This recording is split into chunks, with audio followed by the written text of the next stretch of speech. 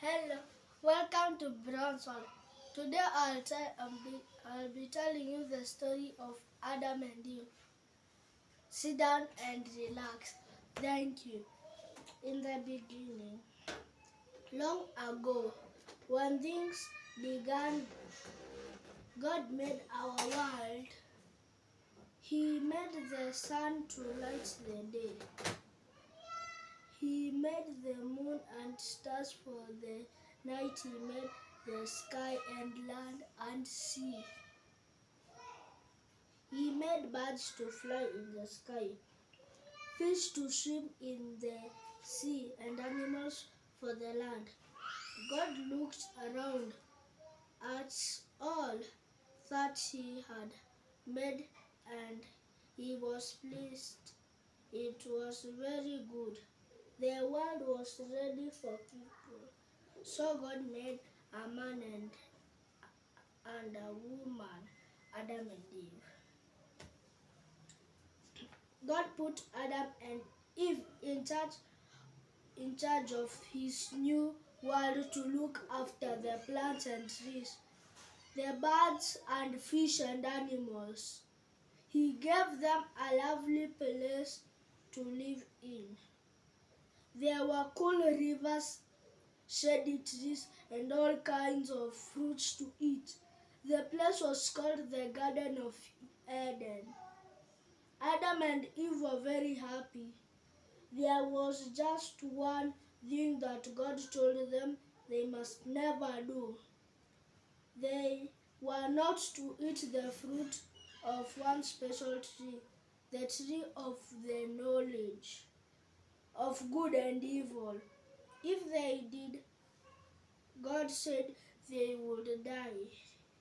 So Adam and Eve lived as God's friend and did as he said. But there was someone who wanted to spoil God's word.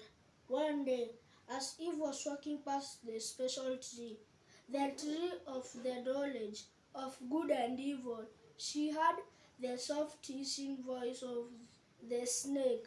See how good this fruit is. Doesn't it make your mouth water? Why not try it? The fruit will make you wise. If you eat it, you will be as clever as God is.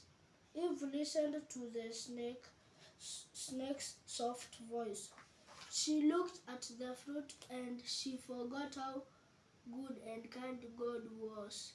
She wanted to be as clever as God. She wanted to do as she liked. Eve stretched out her hand and picked the fruit. She began to eat, and she gave some to Adam. From the moment things began to go wrong, God knew that what Adam and Eve had done, none can hide anything from him. Adam and Eve weren't God's friends anymore, and he sent them away. They had to leave the Garden of Eden, where they had been so happy, where they had walked and talked with God. An angel with a sword stood guard to stop them ever coming back. Now they had to work hard, so hard that they ached with tiredness. They learned what pain felt like. But worst of all, God's dreadful warning came true. They knew that when they grew old they would die. After they left the Garden of Eden, Adam and Eve had two sons, Cain and Abel. When they grew up, Cain became a farmer digging the soil and planting his crops. Abel looked after his father's flocks. He was a shepherd. At harvest time, Cain brought some of his crops and gave them as a present to God. It was his way of saying thank you. Abel gave God one of his lambs. They were good presents, but we can't buy God's love with presents. He looks to see what kind of people we are. Abel was a good man, so good was pleased with Abel's presents, but Cain was jealous and angry. He hated his brother Abel, and he knew that God was not pleased with his present.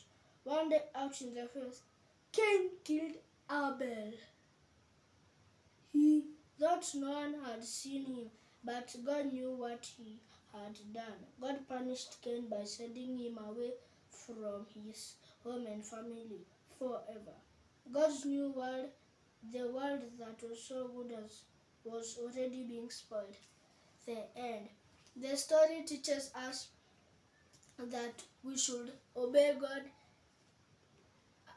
and please, if you are a new member in Brown's World, subscribe, like, and share. And now, do this puzzle. Do this puzzle, please. Thank you. Bye.